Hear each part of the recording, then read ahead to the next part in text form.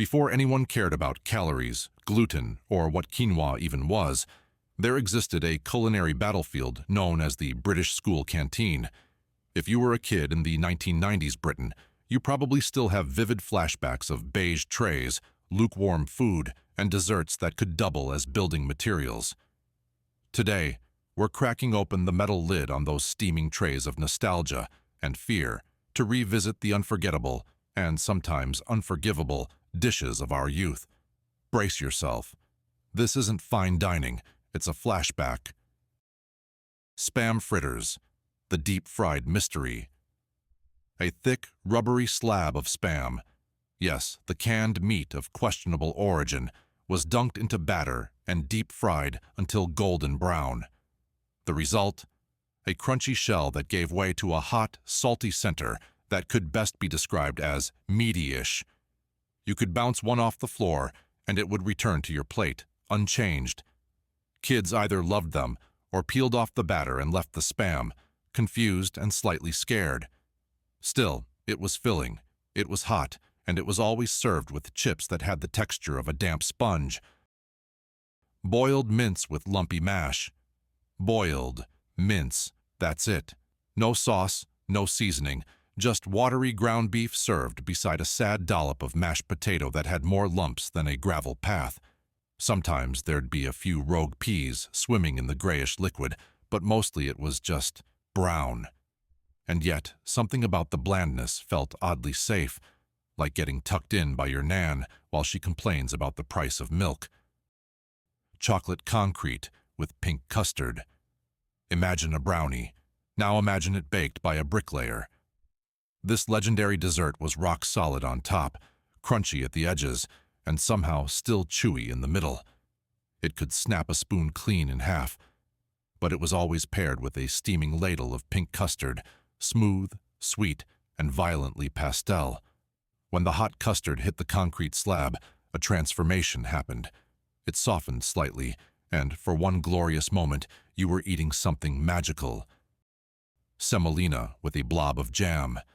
Semolina looked like wallpaper paste and had the consistency of something a baby bird might eat, but in school dinners, it was served warm, with a single bright red blob of jam in the middle, like a culinary bullseye. You'd stir the jam in to give the paste some flavor, but there was no escaping the texture. Some loved it, swearing it was comforting. Others swore it looked like alien mucus. Both were probably right. Corned beef pie. This wasn't your mom's lovingly made pie. No, this was industrial strength. A dense, floury pastry shell barely held together a filling of soft, gelatinous corned beef that came out in slices and probably didn't require chewing. It was often served with mushy peas, red, green baby food, and mash. You ate it out of duty, not desire. Still, it was warm, and it wasn't semolina. Butterscotch tart. Ah, finally, a dish people actually liked. This golden, glossy tart was made with a rich butterscotch filling poured into a short-crust pastry base, often soggy, but forgivably so, sweet, silky, and somehow comforting even when slightly fridge-cold. It was a favorite among staff and students alike.